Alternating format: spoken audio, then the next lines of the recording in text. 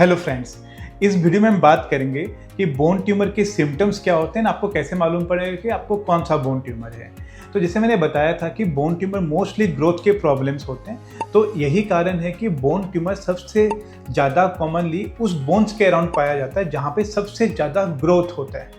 And सबसे ज़्यादा growth होता है हमारे बॉडी के जॉइंट्स के आसपास, जैसे कि knee joint and elbow joint. इन दो जॉइंट में सबसे ज़्यादा ग्रोथ होता है। सो यही कारण है कि सबसे ज़्यादा बोन ट्यूमर हमारे नी एंड एल्बो जॉइंट के आसपास पाया जाता है। इसके अलावा शोल्डर, रिस्ट जॉइंट, हिप या फिर एंकल जॉइंट के अराउंड भी बोन ट्यूमर कॉमनली पाए जाते हैं।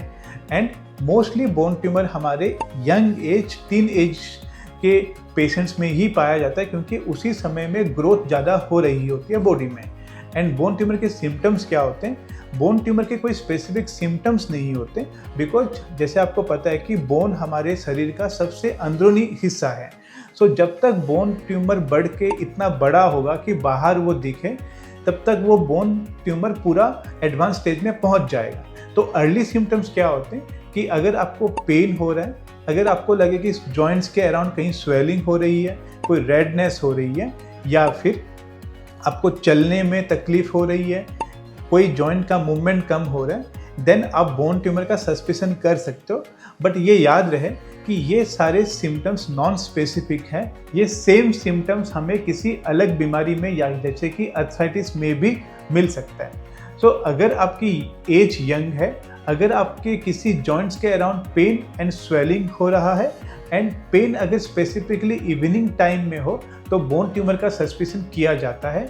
एंड सबसे पहले इसके इन्वेस्टिगेशंस में हम एक्सरे कराते हैं। ज़्यादातर बोन ट्यूमर एक्सरे में मिस हो सकते हैं अगर वो अर्ली स्टेज में है। तो अगर एक्सरे में सस्पिशन हो तो हम एमआरआई कराते हैं, ये देखने के लिए कि बोन ट्यूमर है या नहीं है।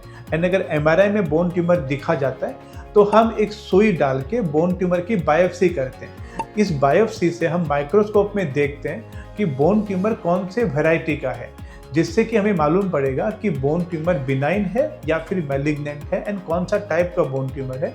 बिकॉज अपना सारा ट्रीटमेंट डिपेंड करता है कि बोन ट्यूमर किस वैरायटी का है। Thank you.